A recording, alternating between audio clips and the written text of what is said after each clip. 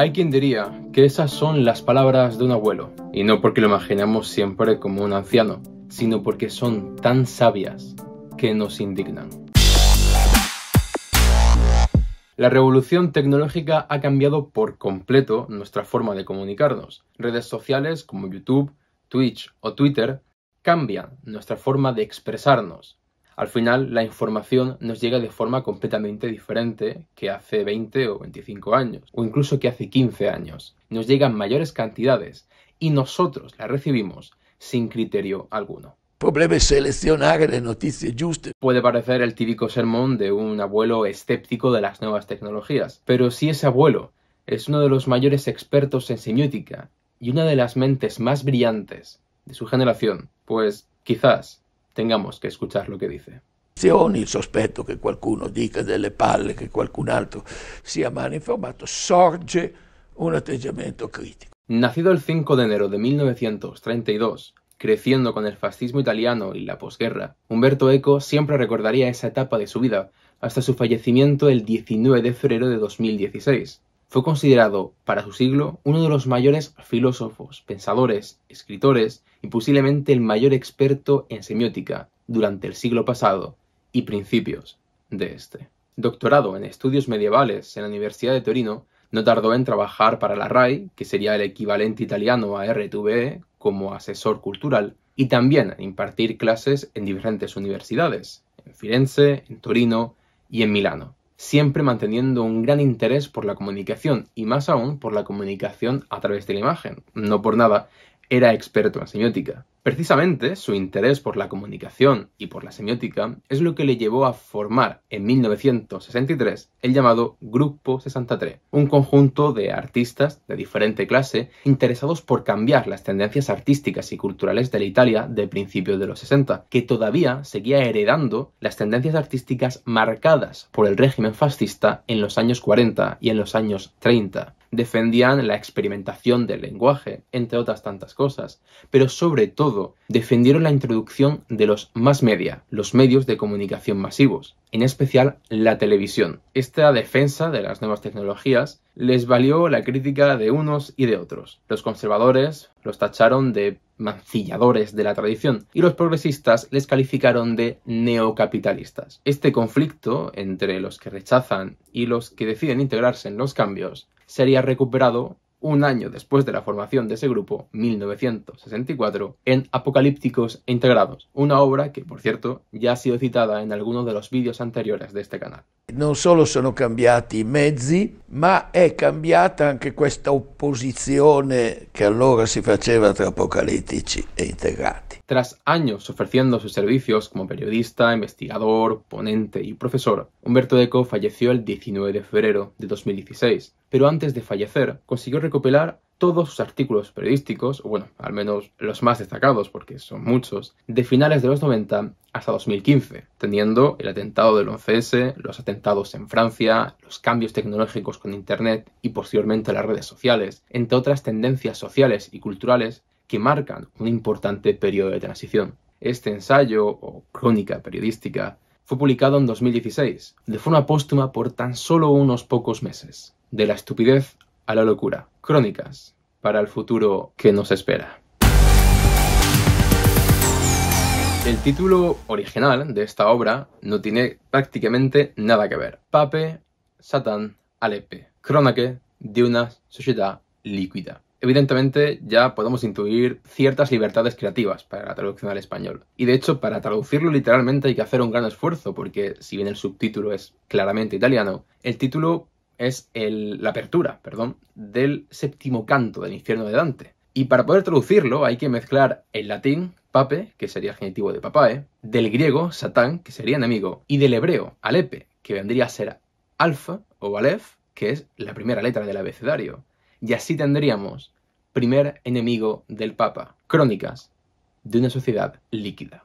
Il fenomeno Twitter che permette a certa gente in fondo di essere in contatto con gli altri, ma d'altro canto fa sì che dà diritto di parola a legioni di imbecilli. Esta obra está dividida en 15 temáticas diferentes: racismo, espiritualidad, política exterior, Roma, literatura, comunicación y redes sociales, entre otras tantas. resulta sorprendentemente satisfactorio de leer. En un primer momento yo pensaba que iba a ser un poquito más complicado poder cuadrar cronologías, que además tienen saltos bastante grandes, de 1999 a 2007, 2001, 2015, 2008. Dices, esto no tiene ningún sentido, pero en realidad todo está escogido conscientemente por Umberto Eco, así que responde a una estructura algo más artificial que quizás un ensayo escrito linealmente, pero como digo, responde a una estructura coherente y que nos va acercando entre reflexiones, pensamientos pasajeros, anécdotas y profundas ideas, aquello que se anuncia en el título del ensayo. Nos acerca al primer enemigo del Papa. Al comienzo me echó para atrás la idea de que pudiera ser localista, teniendo en cuenta que son artículos publicados en Italia, en el periódico El Corriere della Sera, que hubiera muchas referencias políticas que quizás no se entiendan. Y si bien sí, hay menciones a importantes personajes como Matteo Renzi, Silvio Berlusconi, Craxi, Aldo Moro, grupos como le Brigate Rosse, en realidad se explican bastante bien, los expone de forma clara y sencilla, y aunque quizás no se entienda en la profundidad histórica que se merece ese fenómeno o ese suceso histórico, sí que nos sirve para poder comprender qué nos quiere contar acerca de la comunicación en las redes sociales. Es información de fondo que, si no se tiene, no entorpece la lectura, y si se tiene, enriquece mucho más la experiencia. Igualmente, el punto importante es la comunicación y las redes sociales. Son quizás los dos vértices de todo el ensayo, aunque sea de gran diversidad temática, pero siempre se recurre a ellos para poder comentar lo que ocurre, para poder quejarse de ciertos comportamientos o para reflexionar acerca de ese futuro che nos espera a la vuelta della esquina. Oggi l'emittente può essere chiunque di voi che sta facendo partire dei messaggi che io intercetto, e questo è uno dei casi gravi di incapacità di filtrare le informazioni. Quizás la gran pregunta que nos hacemos, sabiendo quién es Umberto Eco, es cómo una persona que defendió tanto la televisión, incluso la telebasura, critica las redes sociales e internet. ¿Hay algún motivo que los diferencie? ¿Es la pataleta de un señor mayor que no entiende las nuevas tecnologías? ¿O realmente debemos preocuparnos de esas tempranas previsiones a comienzos de los 2000? Umberto Eco y Gruppo 63 no dudaron en defender los mass media y la televisión cuando llegaron. Ya estaba instaurada antes de los años 60, pero la defendieron sobre todo en el caso italiano. Y por un motivo muy simple y muy claro. Y es que según Umberto Eco, gracias a la televisión, los italianos sabían hablar y entender italiano. Chi? Ciro, dove? Oddio, no! Oddio. Sé que esto puede sonar muy extraño y cualquiera diría que, bueno, es entendible que haya una baja tasa de alfabetización, pero los italianos saben hablar y saben escuchar, no son sordos ni son mudos, así que, aunque sea entre ellos, en un mismo pueblo, incluso en una aldea, podrían mantener vivo y podían practicar el idioma. Pero es que precisamente el caso italiano es un caso particular. El idioma que nosotros conocemos a través del cine, de las películas, de los libros o de lo que entendemos que es el italiano, ese idioma vehicular y troncal de la nación, en realidad se instauró en el siglo XIV tan solo en las élites políticas, económicas y sociales. Con el paso de los años, uno podría pensar que se expandiría en el resto de la ciudadanía, que sería el idioma comúnmente hablado por todos. Sin embargo, para el Risorgimento, en la segunda mitad del siglo XIX, que es el proceso de unificación italiana, seguía siendo un idioma de las élites. Y para los años 40 y 50, la mayoría de las personas, la gente de a pie, más que italiano, hablaba en los dialectos locales. El romanesco en Roma, el milanés en Milán, el sardo en Cerdeña o el napolitano en Nápoles. No sabían hablar italiano. Por eso, los programas, a pesar de ser telebasura y tachados por parte de las élites sociales como culpables de idiotizar el arte y de acabar con óperas y con teatros, ayudaban que esas personas que no tenían otra forma de acercarse a las letras, a lo mejor no sabían ni siquiera leer y escribir, pero gracias a la televisión sí que podían aprender un idioma que al final era el vehicular a nivel político y administrativo. De esa forma podían entender, o al menos entender superficialmente, los discursos políticos, y la comunicación con el Estado y con la administración era más justa e igualitaria para toda la ciudadanía. De la misma forma, cuando llegó Internet, hubo otro cambio en la comunicación. Con la televisión se instaura sobre todo la comunicación por la imagen. algo que le vino como anillo al dedo para Umberto Eco, que era experto en semiótica. Pero con el paso a Internet ya no es tanto la imagen que vemos en la tele, sino los textos que había en las páginas web y en los foros, que eran los sitios más utilizados en el Internet de principios de los 2000 y finales de los 90. Por eso se pasó en su momento de una sociedad de letras, aunque muy elitista, a una sociedad generalizada y de imágenes. Con Internet se volvió a pasar a una sociedad alfabetizada, alfabética, basada en las letras y en los textos. E igual que pasó con las imágenes, cuando éstas llegaron y coparon toda la comunicación, pues eran de menor altura intelectual que cuando estaba solo reservado para la élite. Por eso Umberto Eco también defendió al Internet al principio y dijo que gracias a esto la gente tendría un acercamiento mayor a los textos y a las letras. Sin embargo, la comunicación de Internet no se queda tan solo en esas letras. Y es que, como dijo Umberto Eco, Internet ha sido una máquina para maximizar, para potenziare a los estúpidos. Il vero problema della scuola, dico di domani, ma dovrebbe essere di oggi, è insegnare a decimare le notizie, a selezionare. Ma neanche i professori sanno farlo. Estamos todos de acuerdo en que ahora las redes sociales están protagonizadas por la imagen. Las principales redes sociales son YouTube, Twitch, Twitter, TikTok e Instagram, 4 de las cuales son fundamentalmente o vídeos o fotos. Y la única que no es así, Twitter, que en esencia es textual, a día de hoy, si te encuentras con un tweet que no tenga una imagen o que no tenga un vídeo, si es que llegas a encontrarlo, vas a ignorarlo directamente por falta de estímulos. Así que está claro que hemos dado otra vez ese giro a la comunicación vía imagen, a una sociedad basada en las imágenes. Pero en realidad ese no es el punto importante de la comunicación. Es quizás lo más llamativo, lo que más nos afecta y de lo que más somos conscientes, porque evidentemente ya no hay letras, hay colores, píxeles en definitiva. Umberto Eco lo que señala es esa llegada de información a los usuarios. Y son diferentes los puntos que él, iba a decir apunta, ¿no? Pero sería un poco redundante. En fin, los puntos en los que sintetiza o concreta todo el problema de Internet y de las redes sociales. Veámoslo así, con comparaciones que él mismo hace y resultan un poco graciosas porque recuerdan a las historias de un abuelo. Recuerda cómo cuando tú abrías un periódico encontrabas diferentes categorías, secciones, y sabías a dónde ir para encontrar precisamente o política, o economía, o asuntos más locales, o incluso prensa rosa. Sin embargo, ahora abrimos, por ejemplo, Twitter y nos llega a raudales esa información a través de posts, de vídeos, que en realidad no filtramos de ninguna forma. Es cierto que se rijan por algoritmos, pero no algoritmos temáticos, sino algoritmos que encajen con lo que nosotros vamos viendo, sea bueno o sea malo, sea mejor o sea peor, o que incluso cosas que no vemos, pero que el algoritmo, por algún motivo que está guardado bajo secreto de sumario, porque el algoritmo es una de las propiedades intelectuales más importantes del siglo, no conocemos. Así que por un lado tenemos ese problema de no tener criterio a la hora de recibir la información, pero que ese problema se le suma otro que maximiza o que lo hiperboliza hasta un punto incontrolable, y es que las fuentes ya no se conocen con tanta facilidad.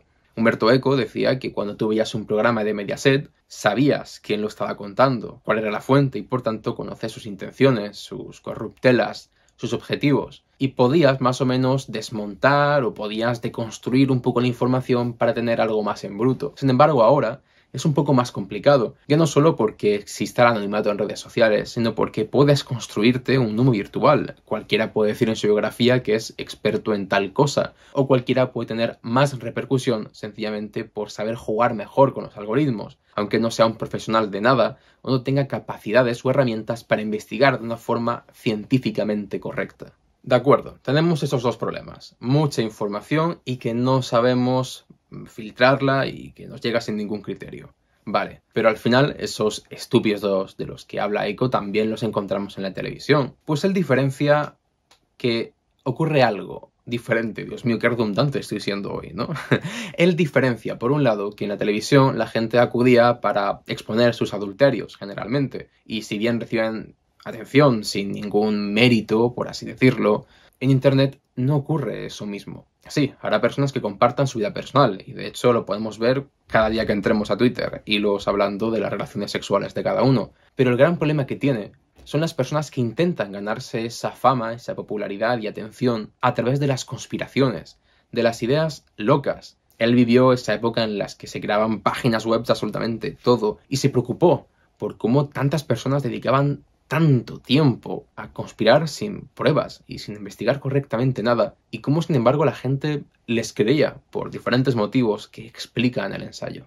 Como pequeño recordatorio, todo esto lo decía a principios de los años 2000, bastante antes de que existiera el término de las fake news.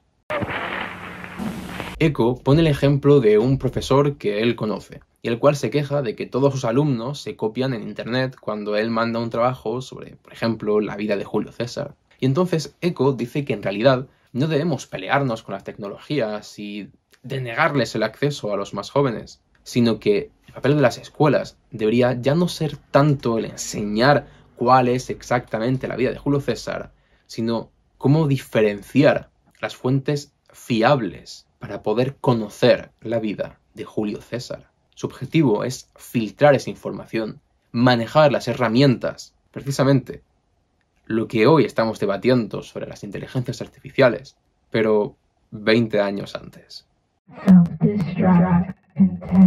Después de las anécdotas de infancia, las reflexiones sobre la actualidad política del momento, la situación bélica, el racismo, la espiritualidad, las festividades, llegamos al último de los capítulos, llamado De la estupidez a la locura. Finalmente, Umberto Eco nos enseña quién es el Pape Satan Aleppe, el primer enemigo del Papa, los locos. Más allá de los conspiranoicos en internet que digan esto, lo otro, lo que quizás más nos turba es que siempre encontramos noticias de asesinatos, de muerte, de robo, sangre fría por todas partes. Pensamos que la gente está loca, pero en realidad lo están. Los policías que masacraron a los chavales del Instituto Díaz durante el G8 no luego iban a su casa a ver la televisión, no tendrían hijas, amigos con los que tomar una cerveza, con los que salir un fin de semana. Y lo mismo con los ladrones que van con navaja en mano, los asesinos de padres o de madres o de hijos, o los terroristas. Umberto Eco se preocupa por esa realidad psicológica de las personas, como si nadie en nuestro entorno pudiera brotar en esa psicosis de locura. Y entonces, si todos estamos locos, volvernos conspiranoicos absolutos, porque en realidad la normalidad es la locura, y cuando entramos en ella es cuando realmente somos nosotros mismos. Pero eso no es más que una consecuencia de las redes sociales, de esos cambios en la comunicación. Por eso, Umberto Eco decide dar un pequeño consejo a la prensa, que según él marcaría toda una nueva etapa en la función periodística. Porque en realidad, nosotros seguimos siendo los mismos. Aunque ahora pensemos que vivimos en un mundo de decadencia y de oscuridad, donde todos estamos locos y sedientos de sangre. Nuestra civilización, la llamada civilización occidental, está fundamentada en la masacre de Troya, en el asesinato a sangre fría de Medea y en el parricidio de Edipo. Seguimos siendo las mismas personas y siguen ocurriendo las mismas desgracias, pero lo que ha cambiado es la forma de comunicarlo.